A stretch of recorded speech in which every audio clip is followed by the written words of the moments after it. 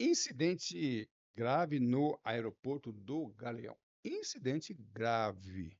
Não é necessariamente um acidente, pelo menos foi esta a classificação dada pelo CENIPA, que é o órgão que investiga acidentes aeronáuticos. E eu vou falar aqui que é quase o quarto maior acidente aéreo do Brasil. Quase.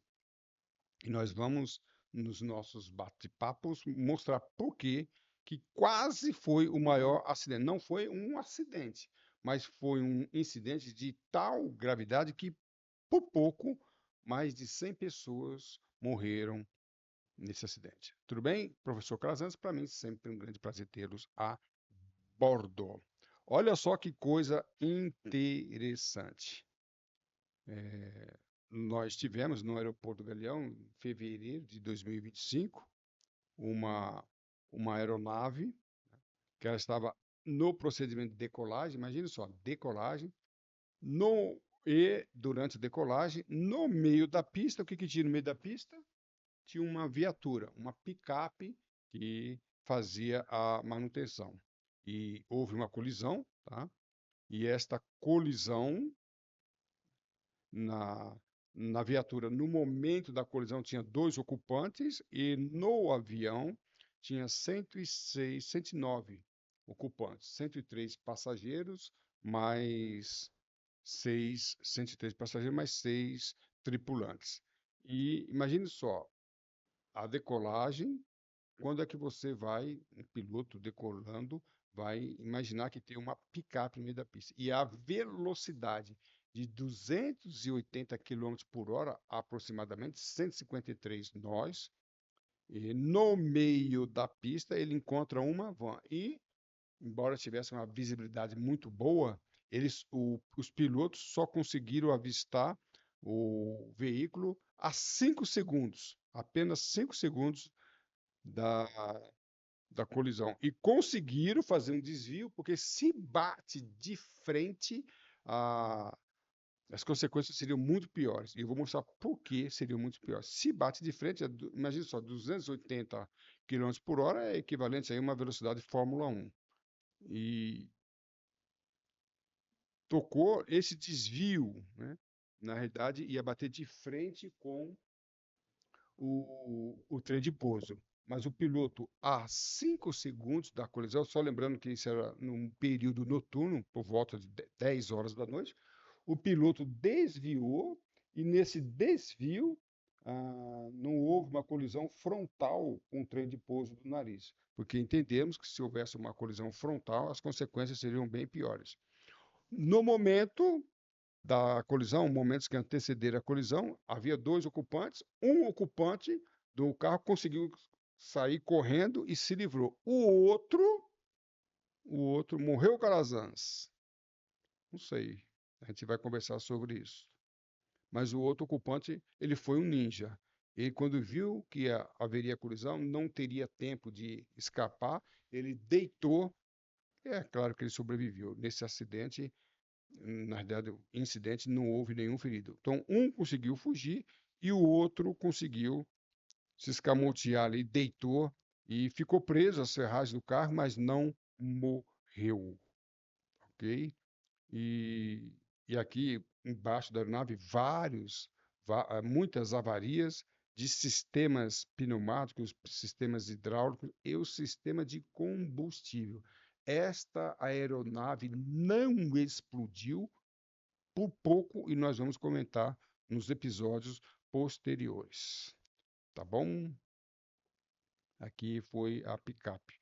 E a pergunta que nós fazemos é a seguinte: é, como é que uma picape e um avião estão no mesmo lugar, no mesmo momento? Como é que uma aeronave, um Boeing 737-800 MAX, encontra? De quem foi o erro? Será que houve erro? Quem que estava no lugar errado na hora errada? A picape estava no lugar errado na hora errada? Ou o piloto, por exemplo, decolou sem autorização? Ou a picape entrou para fazer a manutenção na pista sem autorização? E lembrando que boa parte aqui está relacionado à atividade do controlador de tráfego aéreo. Controlador de tráfego aéreo. A pergunta é: como é que você autoriza uma aeronave a decolar Que a aeronave não decola sem autorização. Como é que você autoriza uma aeronave a decolar com uma viatura no meio da pista? A viatura não estava na beirada, nos cantos, estava no meio da pista. Ou a pergunta é outra. O controlador de tráfego aéreo, como é que você autoriza a entrada de uma viatura, de um carro, de um veículo, sendo que tem uma aeronave para decolar? São estas e outras perguntas que nós vamos responder.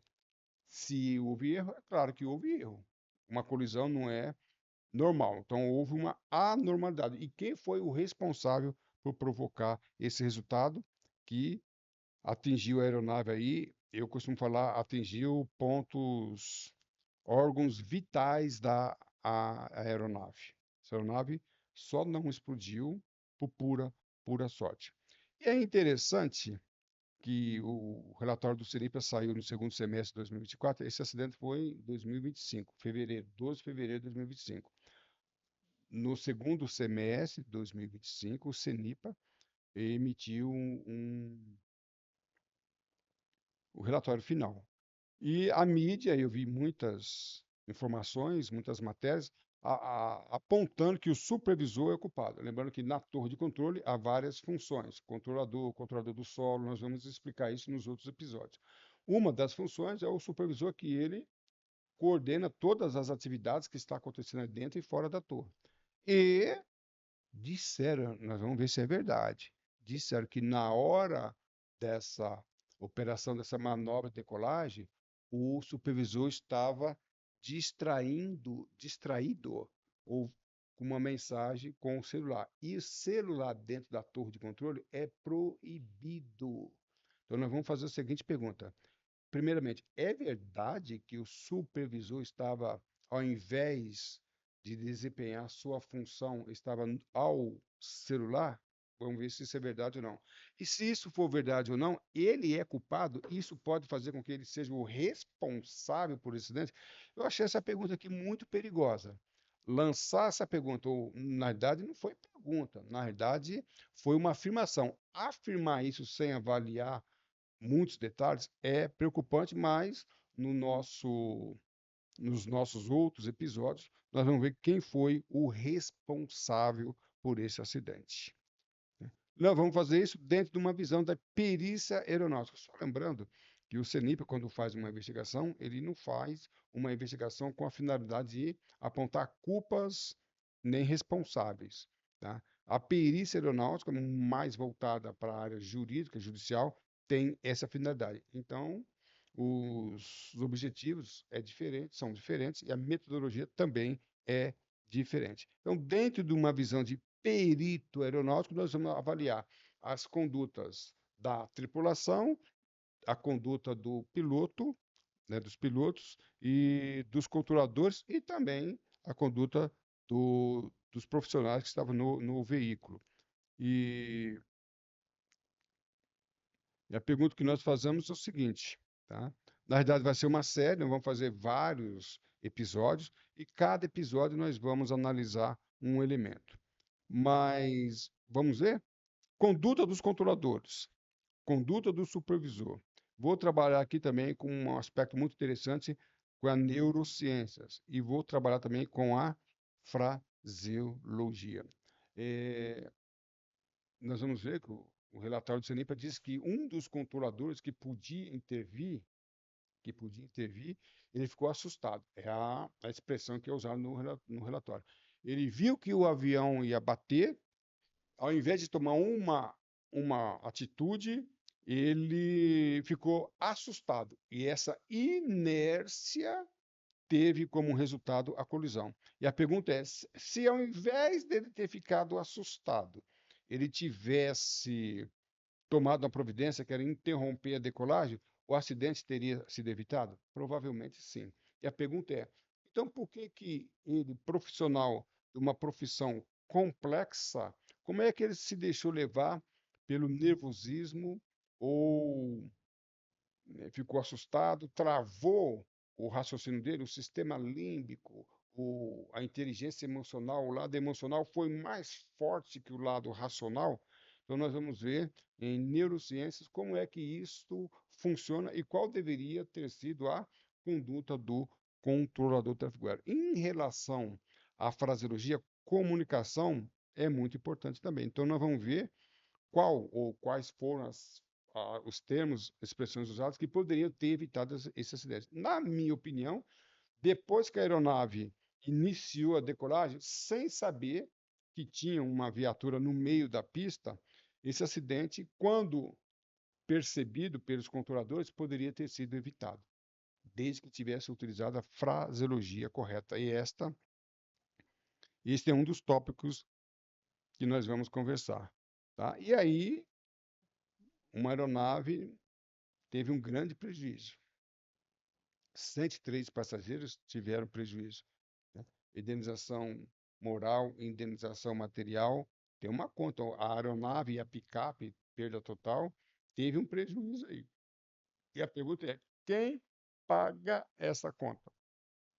E nos nossos episódios posteriores, você vai ver, você vai concluir quem foi o responsável, quem deu causa ao resultado e quem deve pagar a conta. Lembrando que, em se tratando de perícia judicial, o ponto importante é esse. Não é o caso da investigação técnica realizada pelo CENIPA, mas uma investigação judicial tem como finalidade apontar quem deu causa ao resultado e quem deve indenizar. Ok? Então, esse é o CSI da aviação, da série Professor Calazans, com vários episódios e o incidente quase colisão no Aeroporto do Galeão. Para ter mais acesso às outras séries e outras informações sobre esse caso, eu convido para que você faça parte do grupo do Professor Calazans, que nesse grupo eu vou disponibilizar os links de todos os outros episódios, onde nós vamos analisar vários detalhes. E também, para mais informações sobre os outros episódios, você tem o telefone, que é o Zap, e o e-mail do Professor Calazans, e também informações sobre vários cursos, entre eles o curso de perito aeronáutico. Lembrando que no site, melhor, no YouTube, no canal do YouTube do Professor Calazans, você tem todos os nossos episódios estarão lá, dessa série estarão lá. Então, você vai no playlist do canal do YouTube, Professor Calazans. No playlist você tem lá Perito Aeronáutico. Nessa playlist a gente vai apresentar os outros episódios. E também, cada episódio eu vou deixar os links dos outros episódios para que você tenha uma compreensão do histórico total. Tá bom? A sua atitude define a sua altitude. Voe alto, estude com o professor Calazans. Esse caso, ele é muito, muito interessante. Um grande abraço e tudo de bom.